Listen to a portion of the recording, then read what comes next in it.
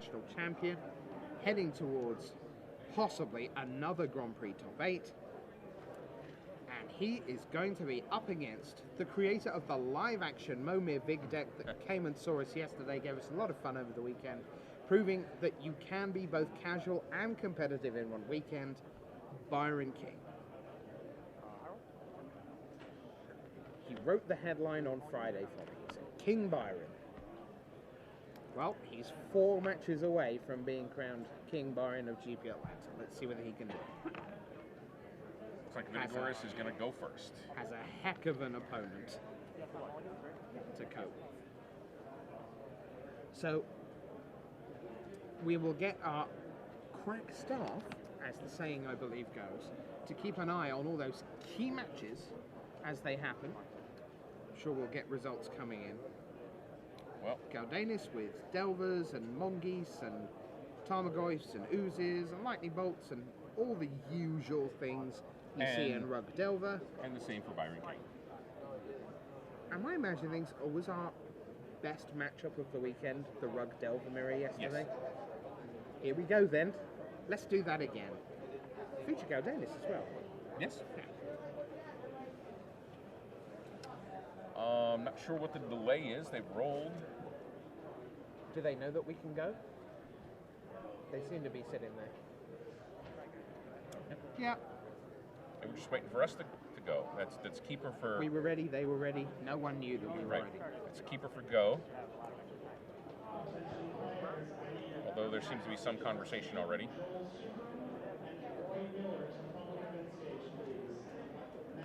So, obviously, keeper for Byron King. Ponder.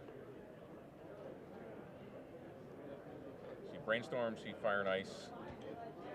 Didn't see the third card. Still can't quite see the third card.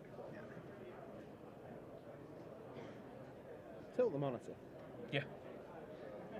Well, funny, I'll confess to the viewers at home, I was actually tilting my head a little bit to see if I could see the card. Just the nature of the thing, right?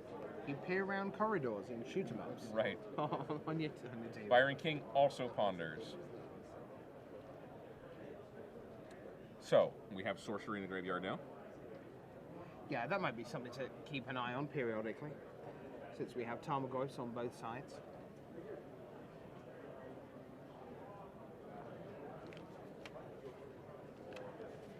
Let's see how close together these lists are. Okay, that's a check.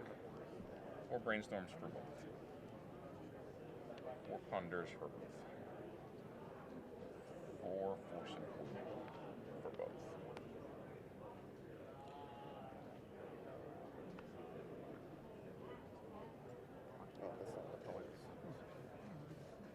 Yeah, we got those. We've already done them. Table 2 and 6. Yeah. We got those direct from the scorekeeper.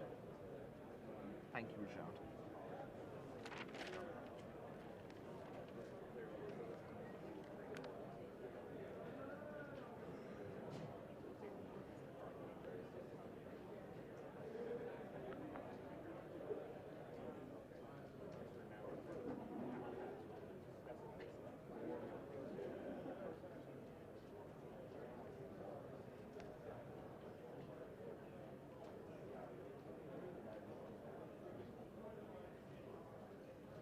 One of the main deck differences between the two of them is Byron King is playing 3 Stifles.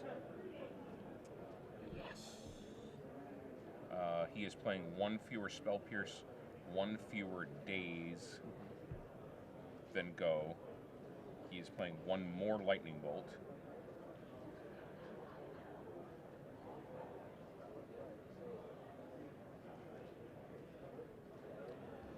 And 1 Scavenging Ooze, main deck, and King Go has the Scavenging Ooze. King has 2 Thought Scours where Go has 3. Otherwise, they're on each. They're on each other's So we're sort of at decks. a 77 or a 55 card now. Yeah. So we saw Ponder countered by Spell Pierce from Cardenas. But Byron decided he did actually really want to make that happen, so days. See a Stifle, it's going to go third card down. Then Byron draws. King, 4 cards in the graveyard. Vidugiris 3, so we're not that far off of The race, threshold. the threshold continues.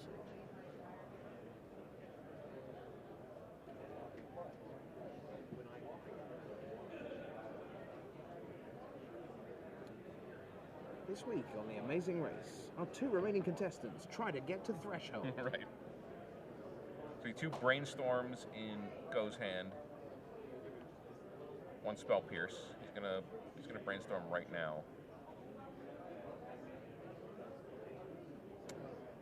We see a Daze, we see a Wasteland, and something on the bottom.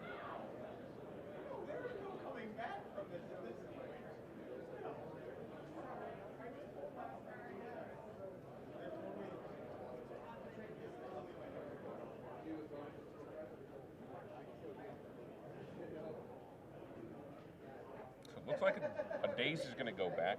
Oh, now he's considering changes in his mind. Got Daze and a Spell Pierce back to the top of the library. So just looking at the hands the way they are right now, it seems like Go has a little better shot at sculpting exactly the hand he wants. Oh, now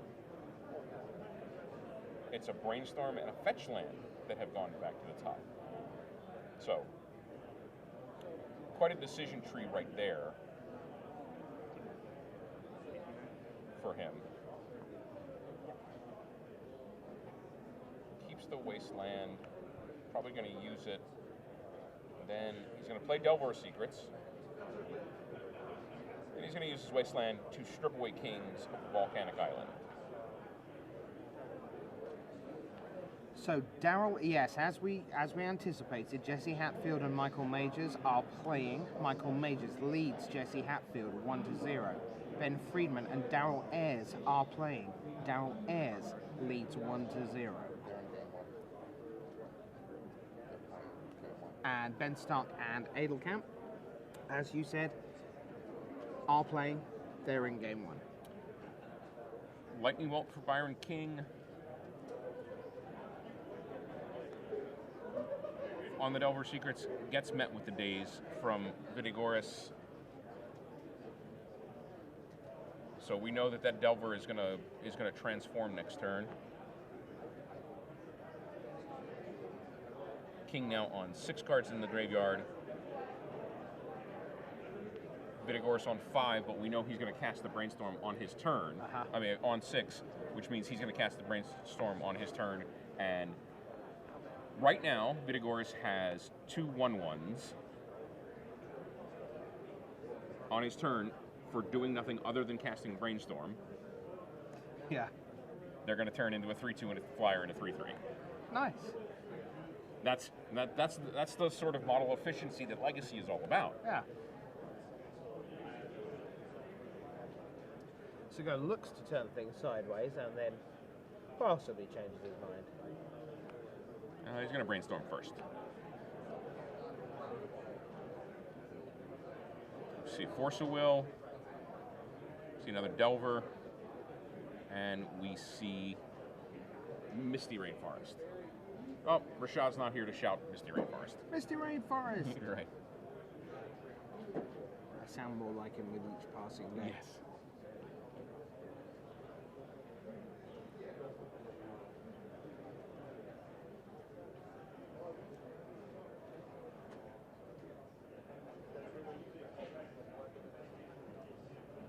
So the fetch land goes back on top. Keeps the Force of Will. So now swinging in for 6 damage, which is exactly 1/3 of Byron King's life total. Drops him to 12.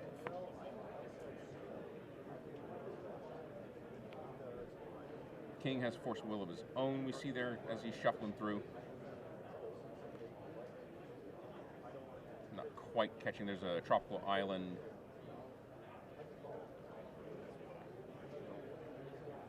And Godinez goes for another Delver of Secrets, which gets met by a Force of Will. Byron King pitching the... And Godinez is going to empty his hand to Force of Will back the other way. I guess from Byron's point of view, he's at the point where a third creature for Godinez against just one of his own is a not quite insurmountable advantage, but it means he goes, trade one, now I've got 2-0, I'm behind, you're hitting me for 6. That was the time to make a stand. Well, I mean, until he cast the Force of Will, he didn't have Threshold turned on, so he doesn't even trade. Sure. He just chumps. But I know, I feel like the brainstorm finds him an answer. Unless, I guess, like you said, he feels as though the... Going 3-1 down is too much. Second creature comes down for King. It's a Tarmogoyf. What it doesn't do is fly. Tome Scour is what Go reveals to... Thoughts, sorry. I called that Tome Scour earlier too, didn't I? No, I don't think so. I mean, that's a card. Yeah. No, it's not a card, capital C, though. Right. Thought Scour's a card. Obviously, the attack of the 2 insectile aberrations drops King to 5 after he paid the 1 life for the Force of Will. Yeah, so this is last chance saloon. Now for Byron here in game 1. And I guess goes wondering. No loss. Trading. I think the Tarmogoyf is 4-5 right now.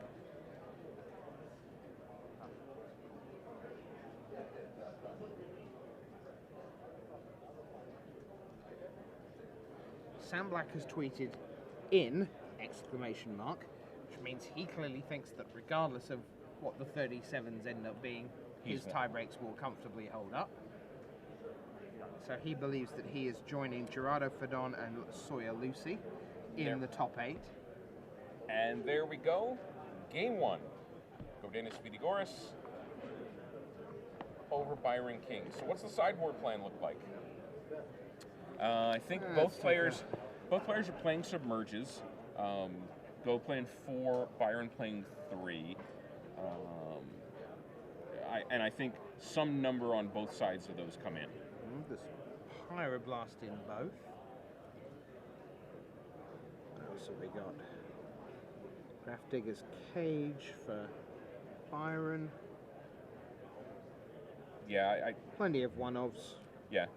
Scavenging Ooze, Krosan Grip, Ancient Grudge, none of which, Grafdigger's Cage, none of which I think are relevant in this match. What do you think of Sulfuric Vortex? Byron King has one of those in his sideboard. You know, we talked about it a little earlier. Deals damage during the upkeep. Yeah, and stops the life gain. I mean, the life gain's not... Yeah, there is no life gain. I mean, so it's just... It's a good batter skull, but... I don't know, there doesn't seem a way to abuse it particularly. I mean, how do you get yourself ahead to the point at which you want both of you to be hemorrhaging life? Right. Well, especially since they don't know each other's deck lists. I mean, Byron playing a little more direct damage than Go is. Yeah. So, probably not a card you see again. In some fashion, we are going to see some number of submerges and pyroblasts from Byron King, and some manner of submerges and pyroblast, and the single pyroblast from Godinez Vidugiris. I mean, this game, you could tell in that game on about turn 3, because of the cards that they had in their hand, the direction the tempo of the game was going to go. Some, Go was going to use the brainstorm, so he eventually cast 3, I think, to dig deeper into his deck. You know, both players start off with a ponder, then the hand that goes sculpted after that was a lot spicier than the one that Byron had the opportunity to sculpt. I think something, just to return to a point that you've made over the weekend about how deep they go in the deck. It's easy because our base unit is cards. Right. When we talk about he gets 2 cards deeper into his library, you know, we're talking in base 60 here. We're talking about hours and minutes, right, rather than base 10 and hundreds. And when you start talking about a ponder seeing 3 cards, that's 5% of the deck. The right. whole 5% of the whole deck you see extra, right, on turn 1. So in a match where you go ponder, brainstorm, and ponder during the course of it, you've seen 9 cards, right, in there. Now, obviously, how they end up, where they go, it can alter the math somewhat. But that's 15% more of your deck than the guy who casts right. none of those spells and is busy right. drawing a lightning bolt or whatever. So, Delver apiece. Yep, identical turn 1 plays. Tropical Island and Delver. No transformation for Byron King.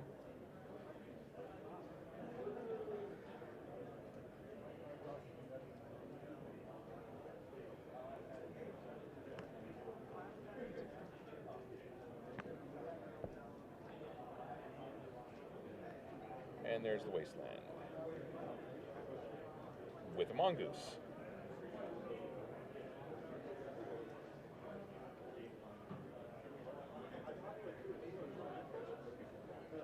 Wasteland strips from King strips the Tropical Island from Vidugiris into the bin. Reveal. Nope, no reveal, so neither player hitting the mark on their first card off the Delver. See, Go is going to get in. No, he's going to play fetch land. There we see a Submerge right at the top of his hand. He is going to get in. King takes it. There we see a Daze in Go's hand. He's gonna go off his Misty Rainforest and fetch. Probably Tropical Island. Yes.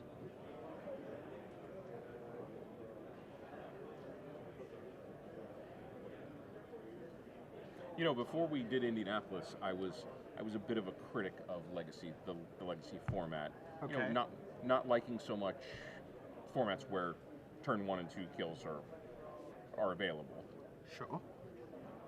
If Indianapolis didn't turn me into a Legacy fan, this event certainly has. It's been a terrific 2 days.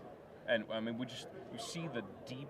It's this format with exceptions. I mean, the Charbelcher deck is just blurp your hand onto the table, but for the most part, it's not. There are deep lines of play that go through here, and it's a very skill-intensive format. And I am. Oh, there's a Submerge in response to a fetch land. So King cracks his Misty Rainforest. Vidugiris responds, casting Submerge, putting that on top of his library, which means he's going to shuffle it away. Looks like results from the floor. Some updates. Daryl Ayres was leading Ben Friedman 1-0. He now leads Ben Friedman 1-0.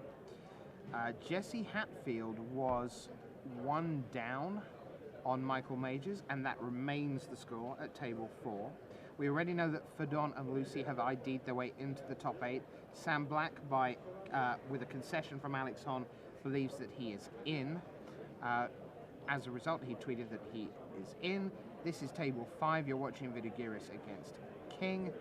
And on table 1, they've completed their first game, and Ben Stark, who thinks he's in even with a loss, leads Fred Adelkamp 1-0. I heard a rumor. This is not shown in the memory. But that's not the rumor that I heard. Right. Oh, I thought You heard a rumor they say you got a broken heart? No. Okay. A little bit of Banana Rama. Just thought I'd slot it in there. pop culture reference you wouldn't understand. Not at all. You carry on. But the rumor I heard was that Ben Stark was only going to offer a draw if he lost game 1. Well, that didn't happen then. It didn't happen. He won game 1. So it looks like that match is going to play out. Yep. As rumor would have it. I see we have some exciting turns over here. Ooh, look at Godinez. Look at him go. Although, you know, those are some underachieving Delver secrets over there. I like that. I guess the Nimble Mongoose isn't far behind either. They're not trying hard enough. They're all there, but they're not giving it their all. No, I like that one. I mean, we've seen a lot of Delver secrets over the last weeks, and referring to them as underachieving, I think that's the winner. Boom, lightning bolt in one of them. That brings Byron's threshold count, well, graveyard count to 4. Yeah. It's 3 away. Well, 2, because he has a fetch land in the ready. Yeah, I kind of feel like so far in this match, Byron's done nothing wrong, and Go's done nothing spectacular, but just the cards have kind of fallen in the pattern that leaves Gunner not only 1-0 up, but ahead here early in game 2. Yeah, I mean, I didn't look at this, see this whole game, but You were I'm a looking busy at, man. yeah, but I'm looking at the graveyards, and I don't see a lot of, those action like ponder and brainstormy spells. All I see are like spells that need targets. Sure. Like, lightning bolt, fire ice, a wasteland or 2, and that's not really how they get threshold that fast or manipulate their deck to make sure that the Delver is transformed. Sure. So we're playing the fair game, as fair as Rug Delver can be in Legacy. Scalding Tarn hits the bend. Volcanic Island hits the battlefield. I can tell you that Daryl Ayres has converted. He has beaten Ben Friedman. Ayres will go to 39 just win points. 2-0? 2-0. Now, I was watching. That was the game I was paying the most attention to because I thought it was going to end with Daryl Ayres winning. But but there was a sequence of events that included there was an Inquisition of Kozilek taking a Spell Pierce from Daryl Ayres, and then that was followed up with a Perish, destroying all of Daryl Ayres' creatures, which was followed up by a Jace the Mind Sculptor. And that's when I walked away. Okie doke. So I don't know what happened, but in all fairness, at that point, Ben Freeman was at 3 life. So he was a lightning bolt away from just losing. But Jace had been activated twice before I walked away. Seems like, from the brainstorm, there was no counter spell, or maybe a lightning bolt just finished it off. And that story took exactly 1 fetch land and an untapped worth of time. Excellent. Very excited to see Sam Black in the top 8 of this event. That turns out to be true. Because his deck's so fun. It is going to be a fun one to watch. As long as he makes it at the time. Well, and he believes he's in. I was saying to Sheldon, he's tweeted, "I'm in." Now, that isn't an official tournament official saying that. I mean, I'm looking at your shirt doesn't say official tournament. It does not. And I didn't say it, so there has been nothing to... No, we haven't announced that he's in.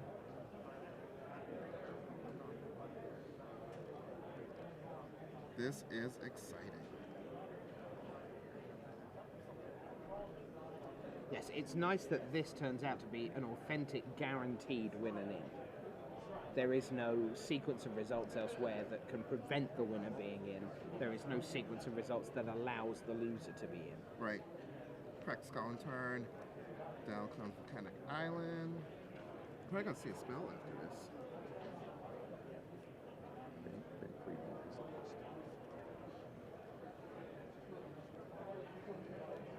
Wait, Godinez' Threshold. Let's keep that in mind. That Nimble Mongoose is online.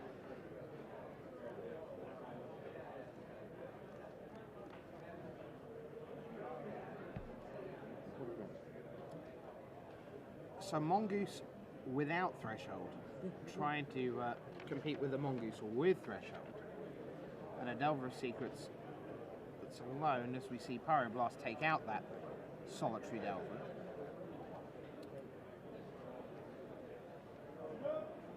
But still not quite there for Byron. So although, yes, there are 2 Nimble Mongoose on the screen, one of them is not built the same. Well, they're built the same. They're just not functioning the same. Okay. And there's Tarmogoyf from Byron King. It's built pretty good.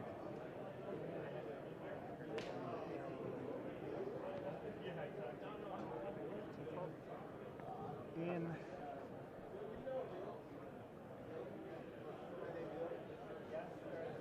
and again, this is what I was saying to Rashad. It doesn't feel like Byron's done anything wrong, but on that screen, on the left, Gardenis is casting a Ponder with 3 other cards in hand, and Byron's got his hands folded with nothing. And we see a Submerge, a Daze, and is that a Snapcaster? Fingers on top of it. It's weird because it looked a little like Angelic Armaments, which I positively guarantee it is not. It was not. It is now 1-1 in Jesse Hatfield against Michael Majors. So they are playing for all the marbles. Top 8 on the line. 1-1 there. They draw.